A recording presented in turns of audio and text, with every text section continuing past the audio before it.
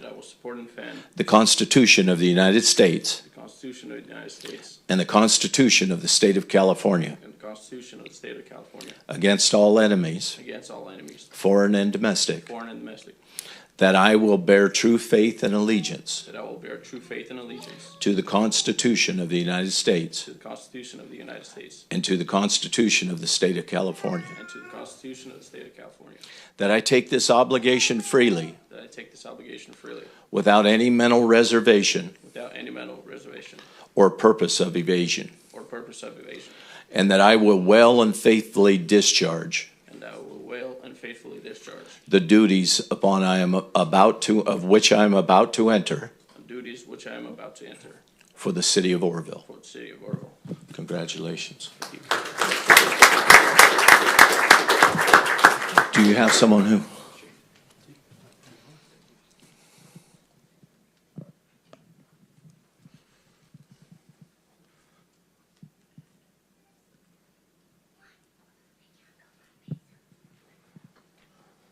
Can I get all of you to look this way, please?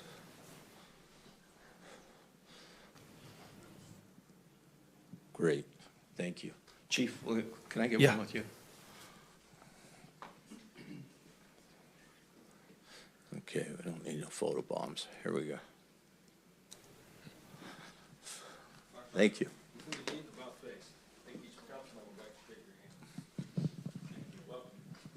Welcome. Welcome. Thank you. Welcome. Thank you.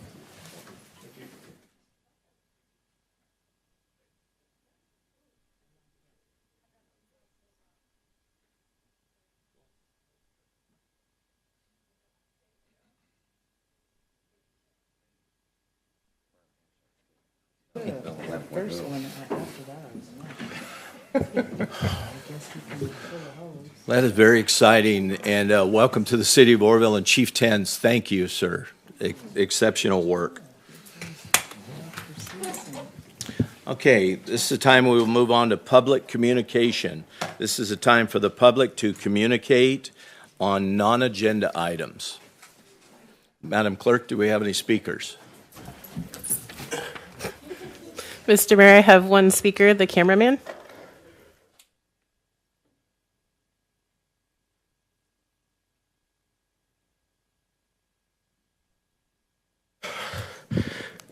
Good evening, Oroville City Council. Almost didn't make it there. Happy Mardi Gras, by the way, everybody, in case you didn't notice. So gonna keep it short. Don't want to keep repeating myself. Same old, pretty much. Still have yet to get a response on my records request, but I do have time after this meeting tonight if you'd like to have a moment to discuss that. And in regards to the comments made last meeting, you have a very good point, Mr. Mayor. You guys don't have privacy up here. You guys are elected. But again, the police department people, they have some privacy that you guys don't have. I'll agree to that. That's for sure. Mr. Cameraman, would you like a minute to catch your breath? Yeah, I know. Well, while you catch your breath, I would like to chat with you afterwards. Perfect. That would be great. And even if it's during a break, we can chat during a break if we have that'll work too. Can you use some water? Oh no, I have my own water though. Okay, great. Let me take a quick sip. I had to come all the way from the bus stop. Oh, that's why I'm a little out of breath. You know, gas is getting expensive, ladies and gentlemen. Yes. Okay. Let me know when you're ready, sir.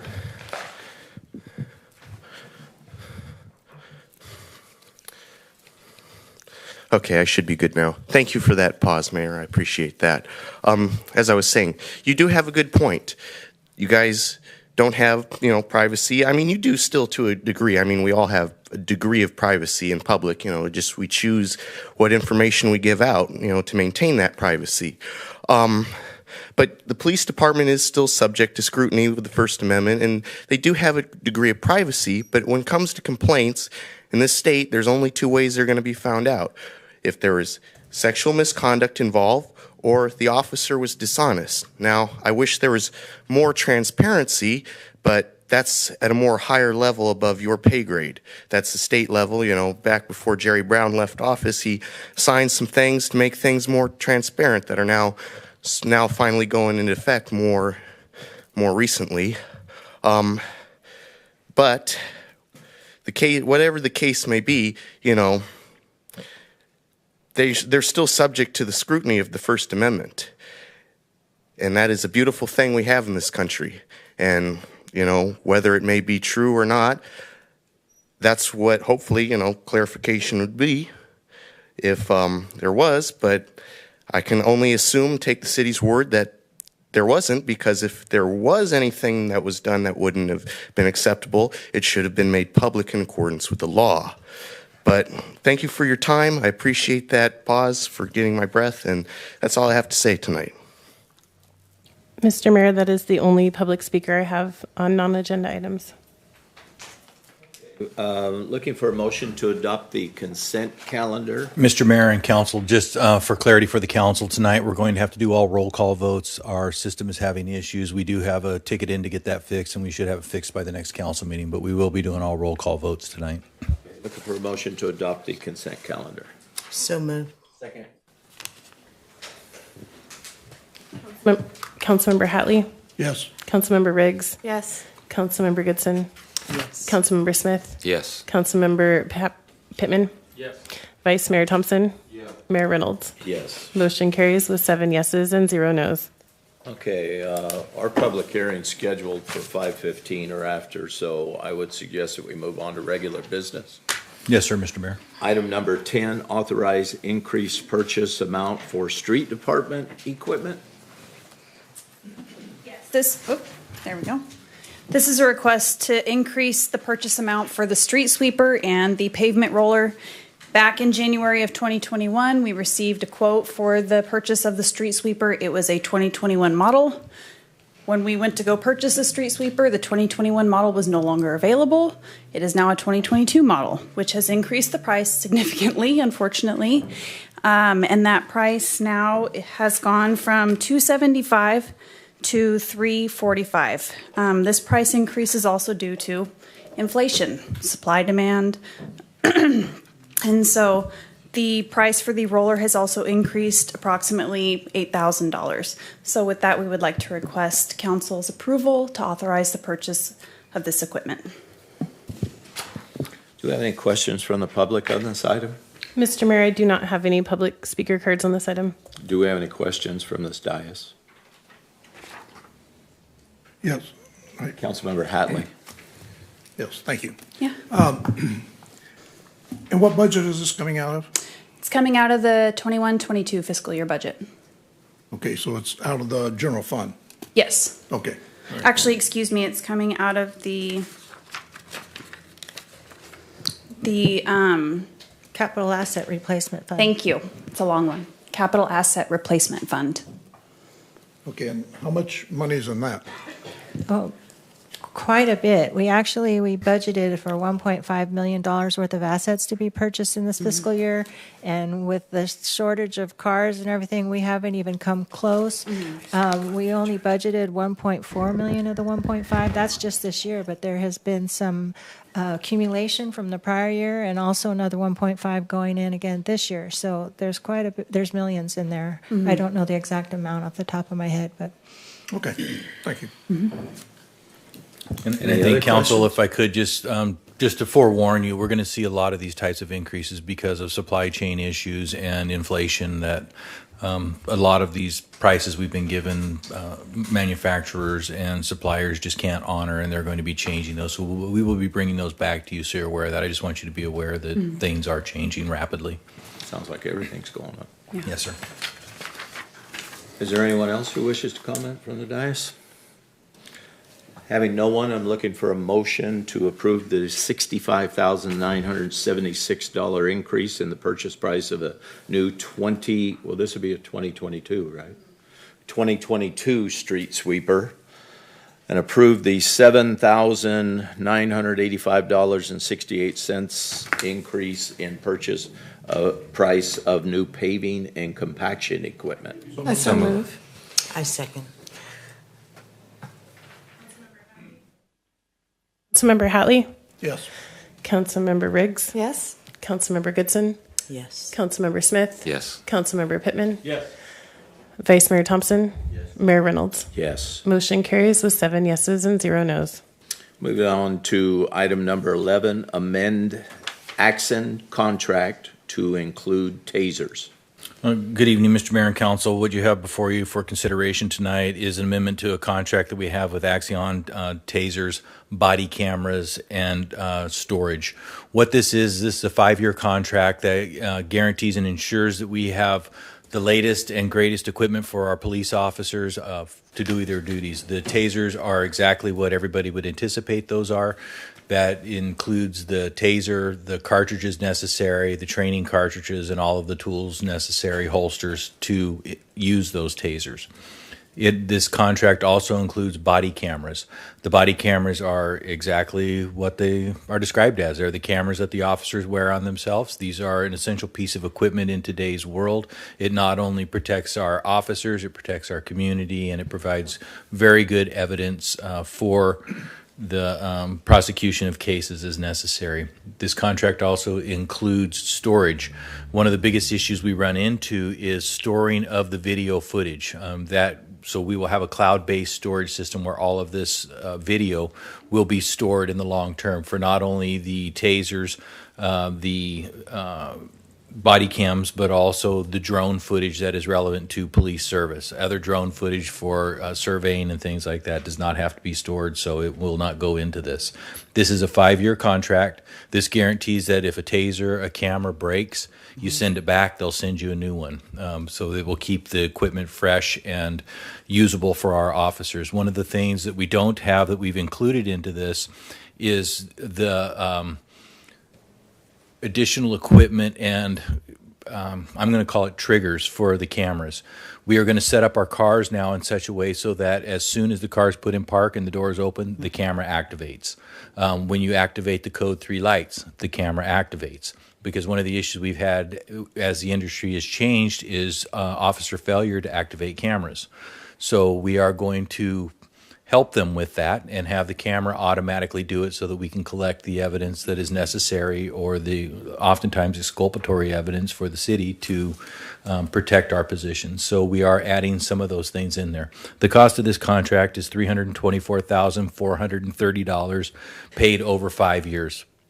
So you would take that number, divide it by 5, and that is what we would be paying every year for all of these services, the cameras, the tasers, the training cartridges, and the guarantee on all of this stuff and the storage. So what we're looking for tonight is just authorization to extend this contract and amend it to include all of these options. Do we have any comments from the public on this item? Mr. Mayor, I do not have any public speakers on this item. Councilmember Pittman wishes to comment. Yeah, question. I understand the tasers are a non-lethal tool. Yes, sir. What other tools are we equipping officers with? Or is there other tools we're equipping with, a beanbag gun or something like that? Yeah, no, a beanbag gun is not something that's traditionally carried by every officer. That is typically carried by a supervising officer, and because there's special loading processes and everything else to ensure, because a beanbag shotgun is just like any other shotgun. It just shoots special cartridges. They're orange in color. Typically, you'll see them. They're very obvious, but it's a 3-person process to load a beanbag gun.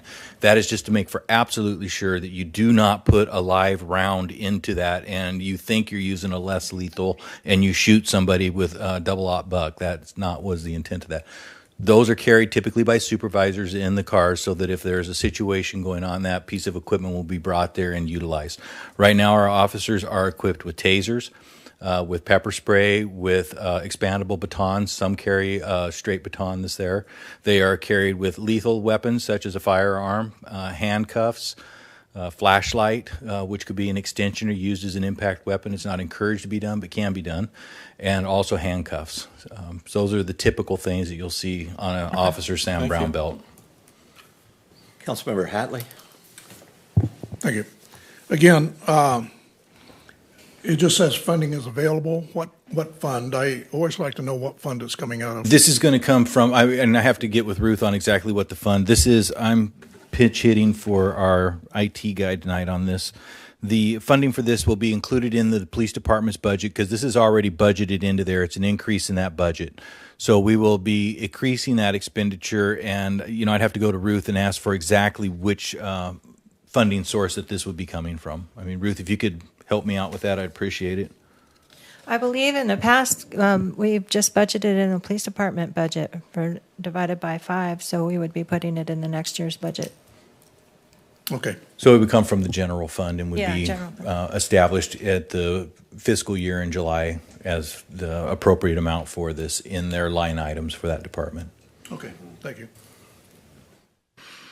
Councilmember Riggs. Thank you. I may have forgotten this from the packet, but does it indicate the number of supplies per the department, or does that change as our department grows? And if so, should we expect this number to grow with that change in staffing? This would be an adequate number of tasers for our currently allotted number of police officers that are there. Right now, our staffing, it doesn't meet what we're allocated. We're allocated 27 officers, and right now we're below that number because we're trying to hire. So anybody looking for a job, come on down and see us because we are currently actively hiring, but this will cover up to the number that we are allocated. Okay. So if we go above that, if we can reach that number, and then the council makes the decision that they want to add more police officers, there will be some cost to expand the contract to get the additional equipment. And does this equipment only go to sworn officers, or does it go to like our community development officers as well? The tasers all would be to the officers. That's a law enforcement issue type of a taser because it's a reusable, reloadable cartridge. It's not the single use that you would see for, I'm going to call them getaway tasers. Citizens have what's called getaway tasers, where you would hit somebody with the taser, you throw it down, and you get away.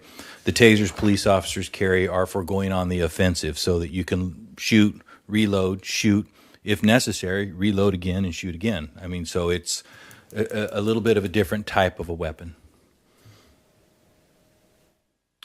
Councilmember Smith. Does this contract allow for any expert witness testimony? If there was ever a call into question about the usage of this equipment, any of that?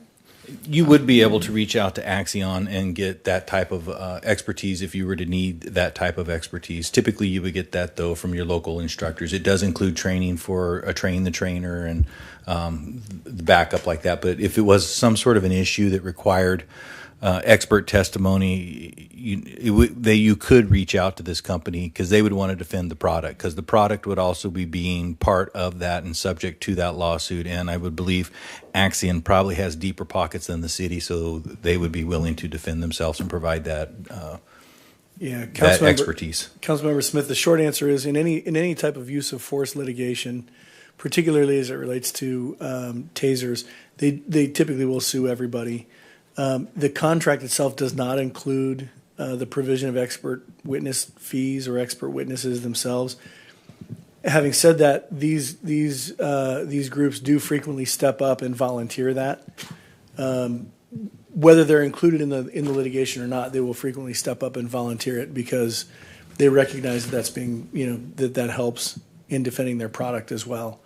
One of the things that our firm specializes in is these types of cases related to allegations of excessive use of force, and they are very expert witness dependent, and there are plenty of them out there.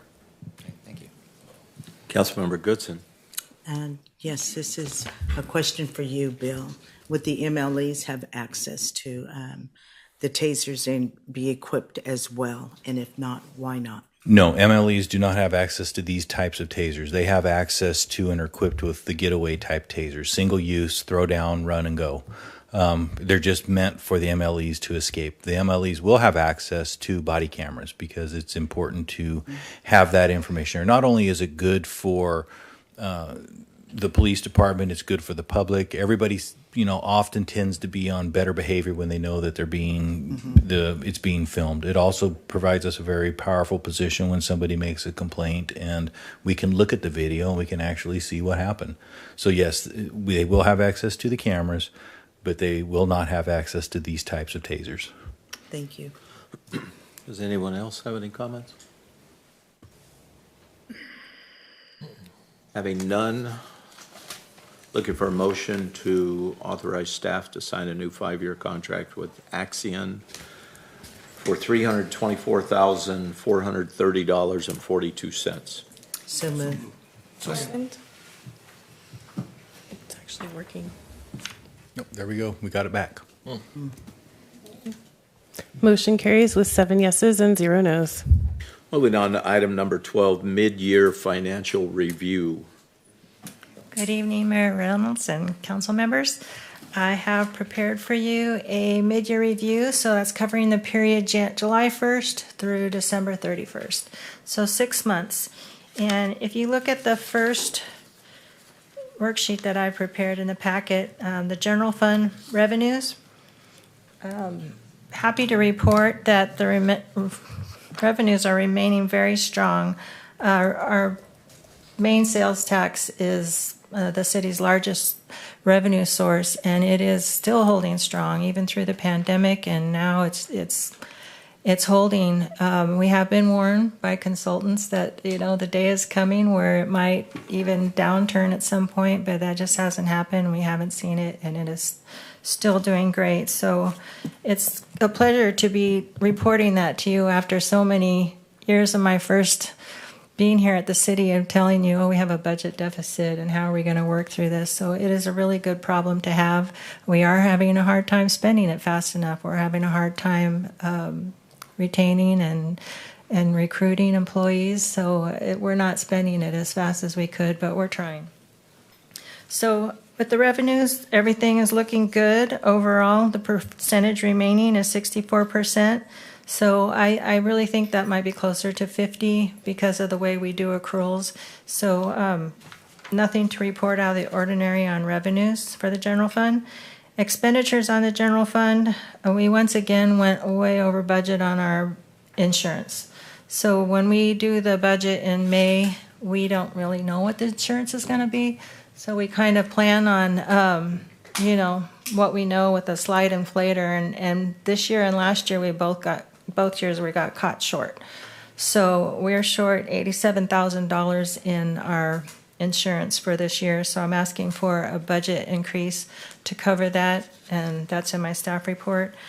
I'm also asking for a budget adjustment for our planning department because I think we budgeted for a part-time planner, and I think we were trying really hard to get a full-time, and we've already gone over budget. So I'm asking for a budget increase of $45,000 for the planning department, Public Works Department. I'm sorry, it was the city engineer. So in the district tax, everything is looking great there too. We are looking right on schedule with meeting our estimate for sales tax revenue. No hiccups there. Everything looks great. We are short again in the Public Works Department, and that is a position. So I'm asking for an increase there.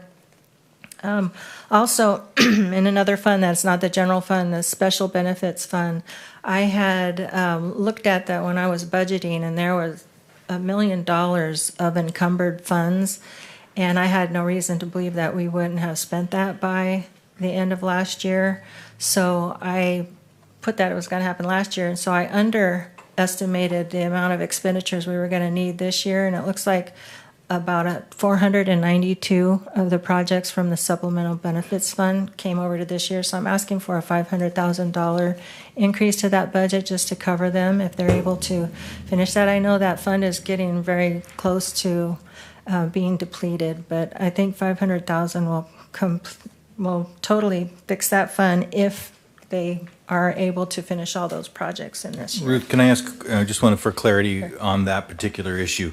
We're talking about moving $500,000 of SBF dollars for SBF projects. We're not talking about general fund dollars coming into the SBF program or SBF dollars being used for a general fund purpose. I had thought they were going to be spent in the prior year, and they weren't. So the expenditures are coming into this year. So that's all that is. So as far as debt goes, we are all aware that we recently went into debt with a pension obligation bond, but it's not really new debt because we already owed it to CalPERS. It just transferred to another entity, and hopefully going to save us a lot of interest in doing so.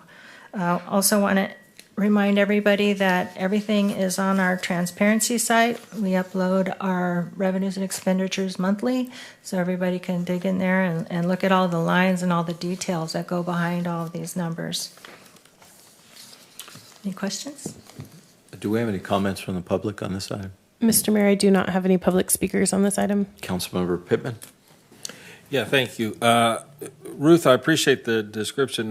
Just as you mentioned the clarity about the SBF fund, I think that's part and parcel of the problem with the committee, because we've actually allowed some of the grants to, extend out because of a variety of problems that we're also having in terms of purchase and acquisition and actually putting projects into place. So it's probably the committee's fault too. We didn't let you know that we moved some of that stuff forward. So.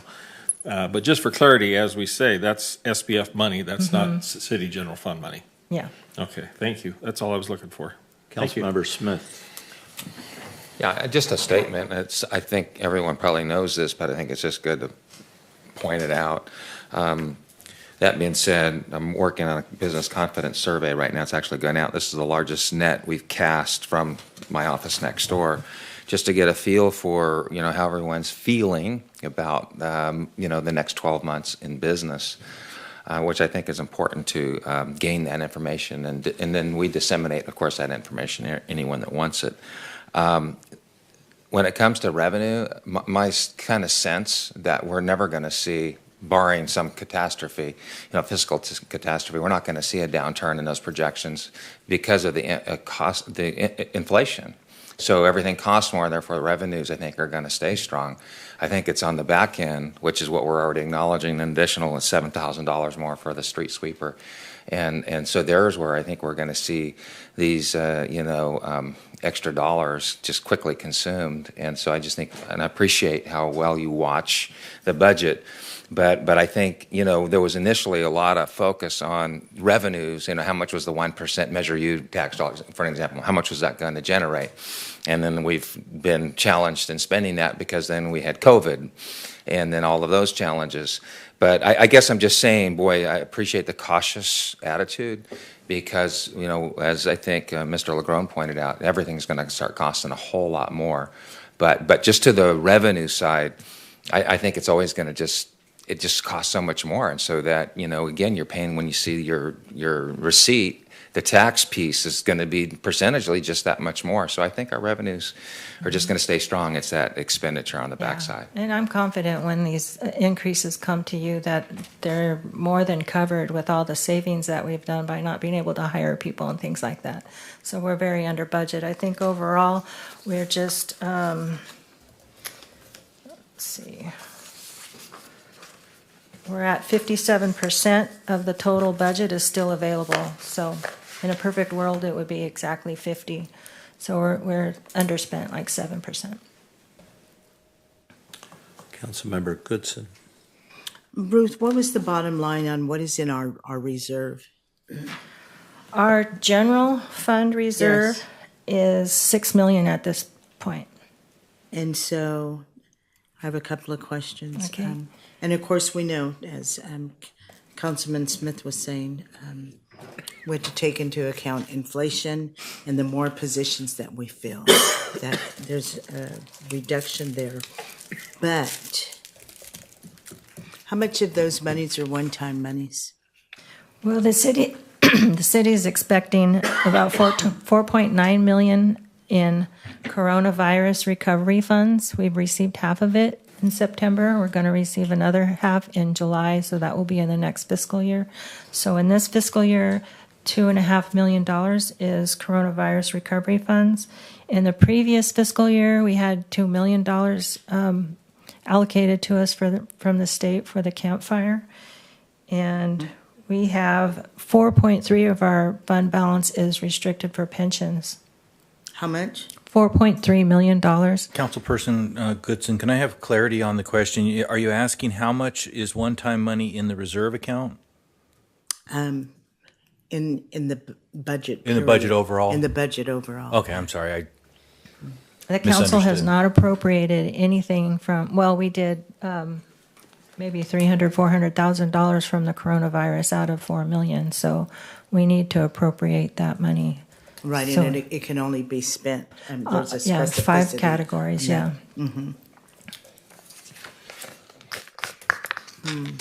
That's it for now, thank you. Okay. Councilmember Pittman. Yeah, a quick question. I'm looking at your spreadsheet, and I'm just mentioning the fire department use of 46% of budget at this particular date and time. Does that, I'll let you get there. I don't have to look at Oh, it. you don't. I know that's overtime. Well, does that reflect the income received from last year's fire activities No. and use of equipment? Are And you looking at revenues? I was talking expenditures. I was just looking at expenditures. That's Yeah, expenditures is all overtime right. related to the increase in. So covering- I'm guessing by this time of the year, we have some new numbers about what we received. Is that accurate? Yeah, on page 5, we have received so far 283,000, no, 124,000. I'm looking at the wrong page. Page 3. Page 3. Page 3 or 5? 3 would be your revenues. Okay. There it is. Fire revenues, 162,000 so far, year to date.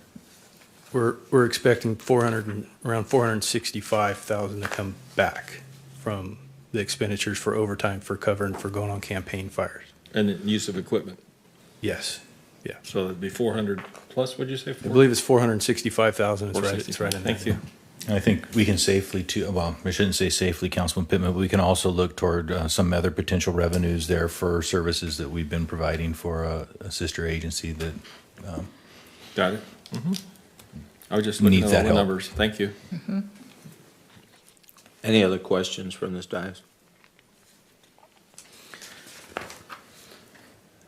Mr. Attorney, do you want me to read this whole thing out, or do you? I can, we got a couple minutes.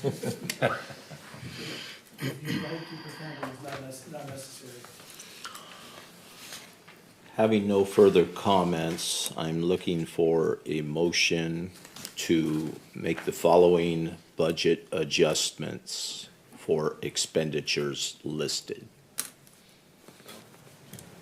So moved. Second? Councilmember Hatley,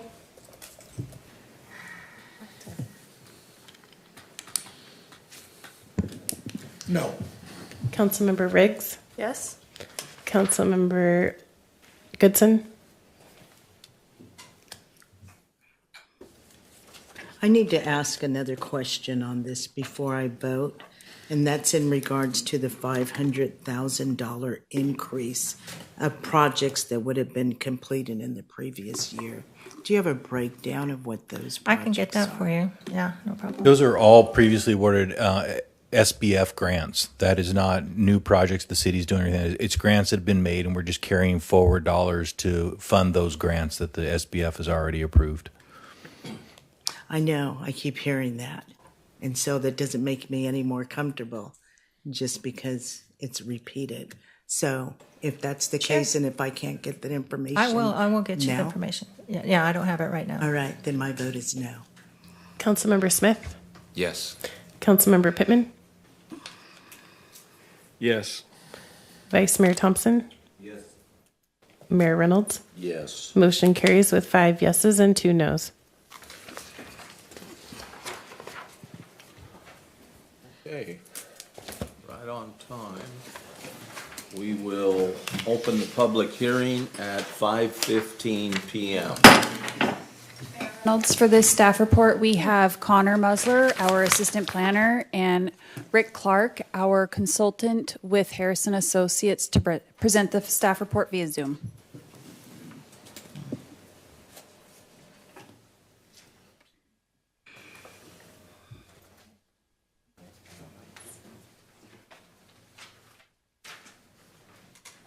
Council members, hi, this is Rick Clark from Harrison Associates. I hesitated there because I understood from Connor that he was going to introduce the item first, but that didn't happen, so I jumped in for you. Basically, we are conducting a public hearing tonight to finish up the annexation of the Ruddy Creek property into the city's landscape maintenance district, their benefit assessment district, and the 2 CFDs. Council met, I believe, on January 4th to initiate proceedings on all of this. Prior to, Hey, Rick. after that meeting, subsequent. Rick, this is Scott Heber, the city attorney. Can you hang on for 1 second? We've got a Sure. we've got a council member who's going to recuse himself because he lives within 500 feet of the property that we're talking about, and because there is a question as to whether or not he would be able to properly vote on that, he's going to recuse himself. Is that what you'd like to do, council member? Okay. That's fair. That makes sense to me. Okay, go ahead. So, okay, thanks, Scott. As I said, on January 6th, the council met to initiate proceedings on this process. Subsequent to that meeting on January 6th, the property owners were mailed the notice of public hearing, the ballots. Those were returned. I believe Jackie Glover has the return ballots. And tonight we are here to complete the process. Like you said, you've opened the council or the public hearing, Mr. Mayor. Accept any public testimony. Assuming there is, whenever that's done, close the public hearing. Jackie can then open the ballots, count them, make sure there's not a majority protest. And assuming there is not, I believe there are 6 different resolutions for each year you guys to approve tonight. One for the LMD, one for the BAD, and there are 2 each for 2 of the 2 CFDs. Once this process is done this evening, assuming again no majority protest, the final step for this process will be to record a notice of special tax lien, and I will work with your staff, with Jackie and Connor, to get that done at the county over the next 2 weeks, which is the required time frame for that. So for that, you can open the public hearing and go from here. Thank you, Mr. Clark. Madam Clerk, do we have any comments from the public on this item? Mr. Mayor, I have not received any public speaker cards for this item. Do we have any comments from this dais?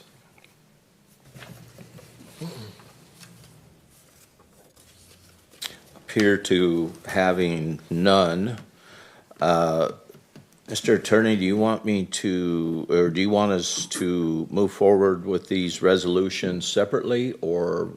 Mr. Mayor, we need to count the ballots and report back the ballots. Yeah. Okay.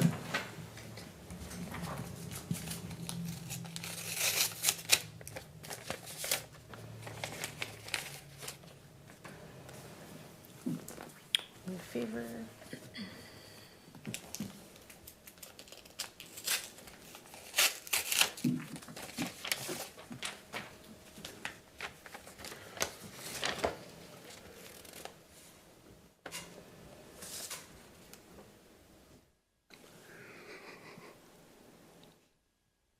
And both in favor.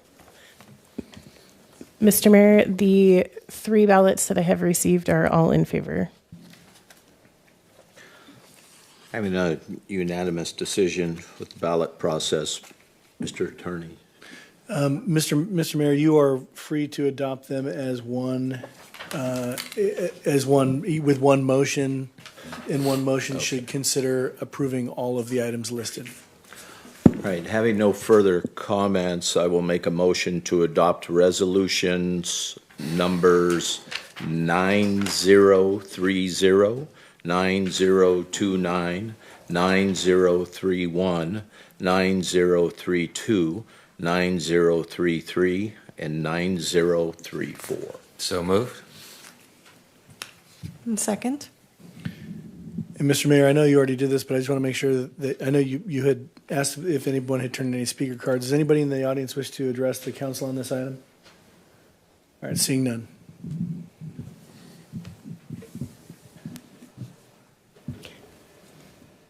Councilmember Hatley is absent because he's recused himself. Councilmember Riggs. Yes. Councilmember Goodson. Yes. Councilmember Smith. Yes. Councilmember Pittman. Yes. Vice Mayor Thompson. Yes. Mayor Reynolds. Yes. The motion carries with 6 yeses and 1 recused. Thank you, Mr. Thank Clark. you, Mr. Mayor. Council members, thank you.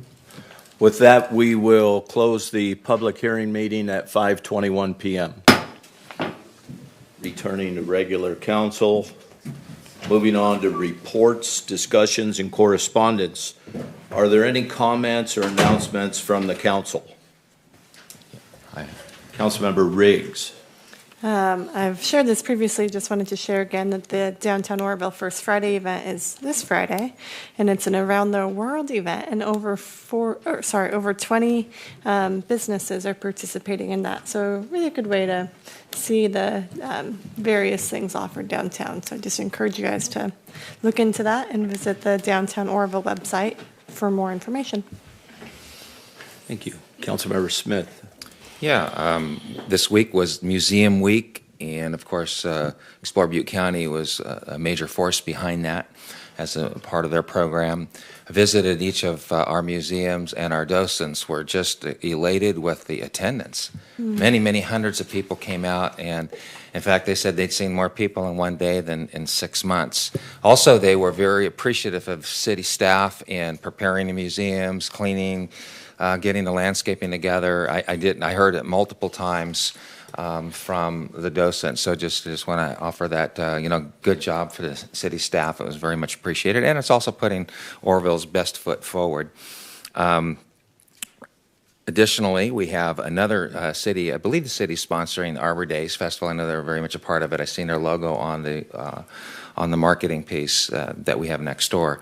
But Arbor Days, March 19th, it's going to be at the Convention Center this year. Really encourage you to come out.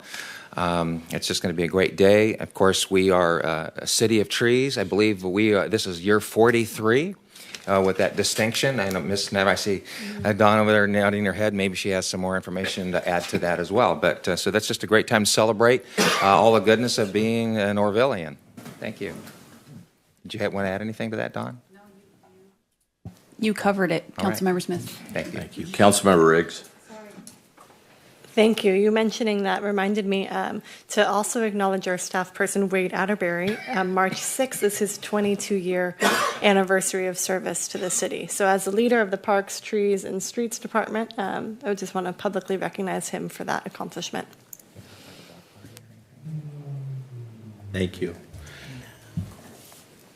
Councilmember Pittman. Thank you. Just to add to that too, again, Lot Home St. Park, they made a comment about trimming the vegetation back to help with the problem population that visits that park, and they've done so, and it looks really good. And they did make some light improvements. I'm sure we could make more light improvements, but it'll be a little more costly. But I got many comments that it looks a lot better than it did before. So thanks to staff. They did a good job. To add to that, the city electrician has made some lighting improvements. He's currently focusing on the public safety project at this moment, but once he is completed with that, he will move back to the lot home as his priority to increase the lighting improvements there. You know, someone had mentioned to me there's a lot of lights there, but those are gas lanterns. Yes. And obviously we can't change those over to electric without running wire and whatnot, but it might be an interesting idea to reconvert those to electric and then run the conduit to them. We've already got them all over the place, so I had to answer that question. So thank you, appreciate that. Councilmember Smith. Yeah, I wanted to also mention another thing that happened over the weekend. Lots of good things, but African American Family Cultural Center has a new CEO, Tiffany. Her last name just McCarter. Thank you. And so she hosted a block party right in front of the cultural center itself on Spencer, I believe it is. Shut down a whole block. I've seen Miss Goodson there. I think we had a photo op together. But I just want to mention that I think that's just great to see a lot of community partners coming together to reach out into that particular community because it's been challenged. But I just see a lot of bright spots, including that. So I just wanted to mention that and congratulate the new CEO on a job well done. Thank you. I also attended the African American community event. Very well attended. Nice event. Maybe we can work on getting people invited because I know a lot of people that didn't know anything about it. Okay, moving on to future agenda items. Does anyone have anything for a future agenda? Mr. Mayor, I do have one public speaker on future agenda items. Speaker is Bill Spear.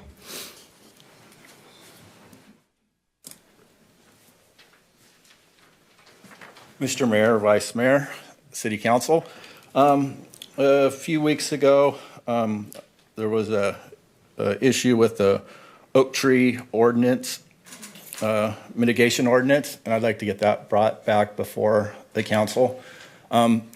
It's getting springtime, and people are going to be getting their fire clearance, fire safety. As I pointed out, there was a big hole in the ordinance. Didn't have anything to do with fire safety. It was really overreach and unreasonable. And when it was discussed here, staff already knew about it, and I know there's already been at least one person who's been injured by it. It had to pay, and as I read it, it starts out saying the reason for the ordinance is, because trees do all this good stuff, and it's all true, but it's trying to solve an issue that we really don't have.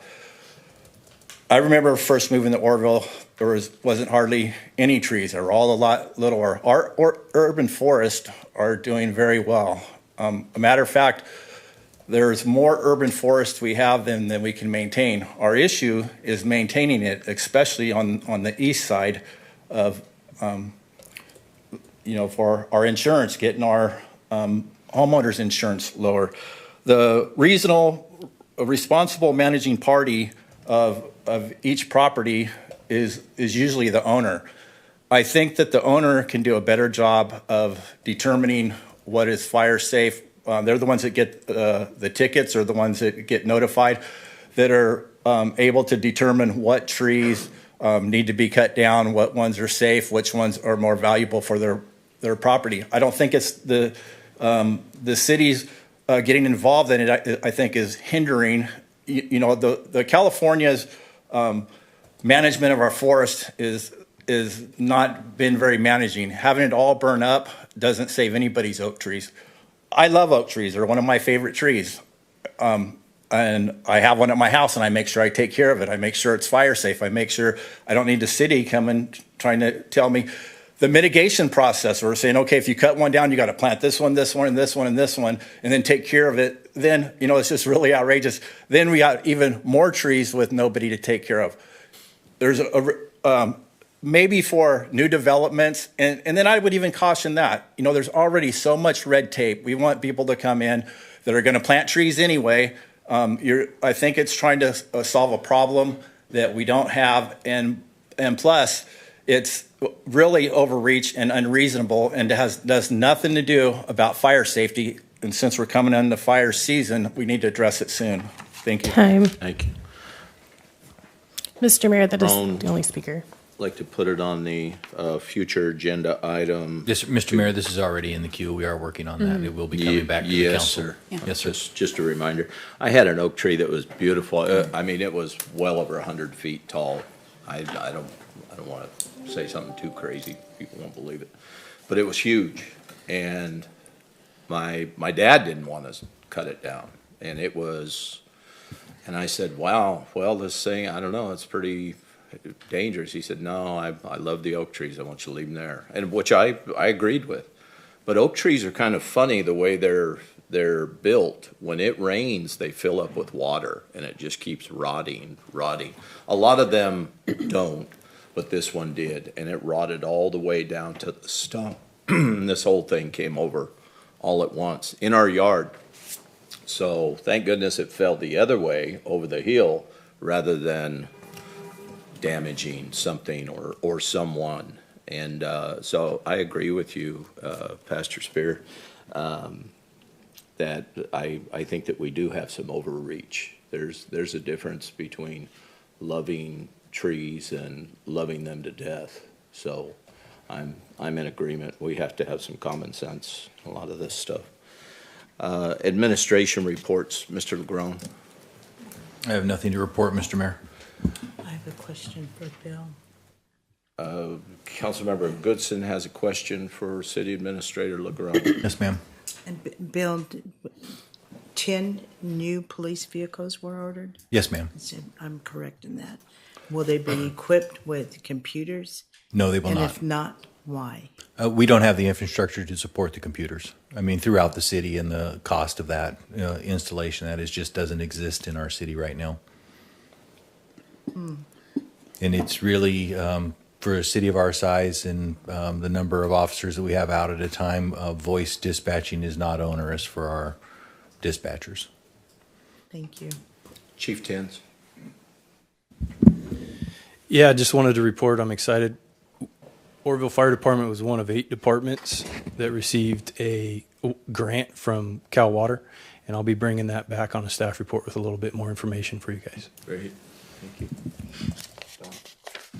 I would like to report that Governor has selected Oroville as a Clean California Local Grant Project recipient. So the Highway 70 Oro Dam corridor, that stretch of the state's right-of-way, will receive an art installation, inert materials or landscaping.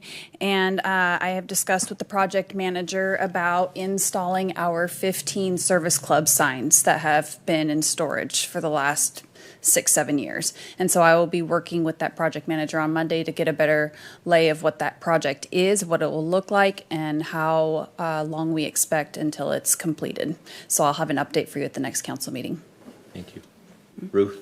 I have nothing. Thank Mr. Belser, have you finished your 5,000-word essay, sir? I don't have a 5,000-word essay.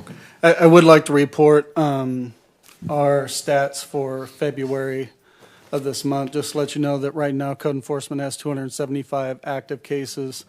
They managed to close 136 cases in February and open 128. Of the new cases open, 57 of them were abandoned vehicle cases. 28 were building code violations, 3 graffiti cases, 6 multifamily, and 38 public nuisance, and 1 substandard housing case. I also like to note that we continue our efforts in dealing with the abandoned and burned structures in Southside and downtown Oroville. And we currently have a goal set, and hopefully will come soon for the receivership of 5 homes that we have served warrants on, abatement warrants, and have sealed up. Additionally, we are working on demand letters to property owners that are not currently paying fines. We've also been working on, we were issued over 60 notices about businesses that were not paying their business license.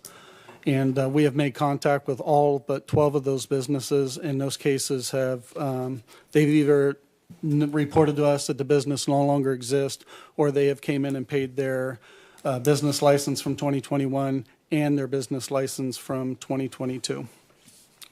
Good job. Thank you. Mr. Huber? Yeah, just a quick report. There will be an ordinance coming before you, and I want to highlight it for you so you're not concerned with what the phrase of it is. The state has declared certain equipment that are used commonly by police forces as military equipment. For example, one thing is, like use of non-lethal or less than lethal. Some weapons are classified as military equipment. They have a definition of what they declared as military equipment, and we have to have an ordinance to be able to use it. It needs to be into effect by the end of May. We've got some drafts I sent over to city administrator, but I don't want you to be alarmed when you see the title, Military Use Ordinance. When you think military use, you think like Humvees and armored vehicles and bazookas and, true military equipment. These are things all the way down to, basic rifles and the ballistic hats. I mean, yeah, it's ballistic not hats. I mean, things that a hard metal helmet. Things that you commonly see. So again, I highlight that for you. It is a requirement that we adopt that. Otherwise, we have to abandon the use. Anyway, just be aware that's coming down the pipeline. So when you see the word military equipment use, we're not dramatically changing the items that the police department is utilizing. Thank you, sir. Councilmember Riggs. Thank you. When you bring that to us in the staff packet, will you include the military items that we have in use within the department at present and what we might want in the future? We won't bring what we might have in the future, and yes and no. We will advise you of what those items are, but we aren't necessarily going to make those public what we have. Oh, okay. Well, that makes a lot more sense.